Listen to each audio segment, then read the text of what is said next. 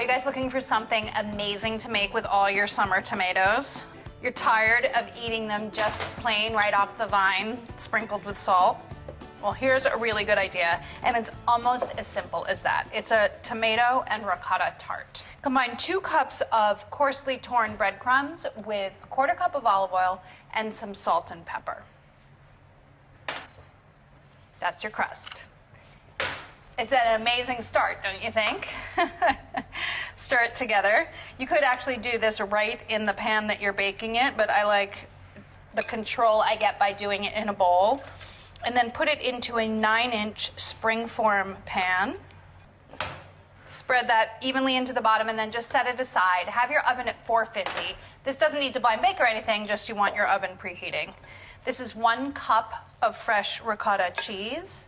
To that, add a 1/2 cup of freshly grated Parmesan. Make sure it's the good stuff. Don't use the stuff that has like stabilizers and stuff like that in it. There are so few ingredients in this recipe, you really want all of them to be super high quality.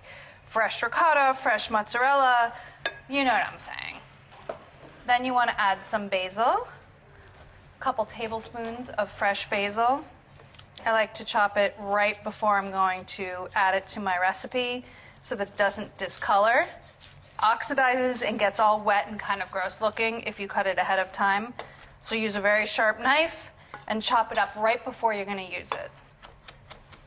The smell of basil and tomatoes together doesn't make you think of summer. I don't know what does. Add that to the ricotta. And then to that, add 2 large eggs. So you just stir the eggs into the ricotta. That's going to allow it to set when it's in the oven. You could make a sweet version of this. I was thinking about it before. I think if you left all the savory ingredients out of the crust and added a little bit of sugar to that, then left all the savory ingredients out of the ricotta, you could top this with plums. Just add a little bit of sugar to the ricotta mixture instead of the basil. That's my big idea. I haven't tried it though. Pour the filling on top of the crust and spread it evenly. Why don't one of you guys go and make that sweet version and then send a picture of it to me? SarahCarey1 is my Instagram. You can tag me on it. Spread evenly into the pan. I'm loving this tart because you really pretty much don't have to do anything. Mix a couple ingredients together and then you have this delicious thing. Set that aside for a sec and then slice 1.5 pounds of fresh, delicious tomatoes really thinly. If you get heirloom tomatoes, fantastic. I highly recommend it. Whatever you get, try to make sure they're really, really good. Make the slices nice and thin.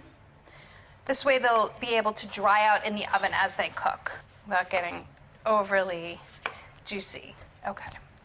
So then layer the tomatoes on top of the ricotta mixture. Season as you go. I like to season each layer. This makes probably about 2 layers of tomato, so season each layer. And then brush it with a little bit of olive oil to help the cooking. And to make it taste delicious, because olive oil is obviously so delicious, especially if you get a good quality. I always recommend getting 2 qualities of olive oil, one for cooking, just like a regular extra virgin or even just olive oil, and then a high quality extra virgin olive oil for making salads and stuff like that, anything where it's not going to be cooked. That's when you want the really high quality.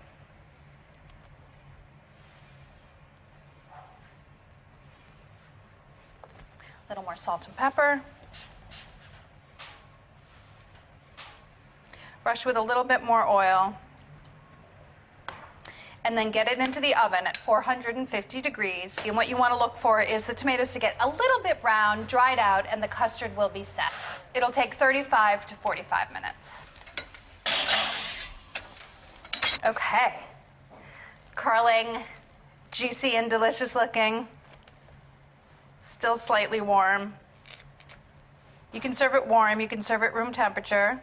Make sure you cut all the way through. The cheese makes the crust a little sticky because it oozes out, but that's what's so good about it. Nice. super duper excited to try this. Oh my gosh, so fantastic. And just a tiny bit more work than eating it straight out of the garden. Give it a try.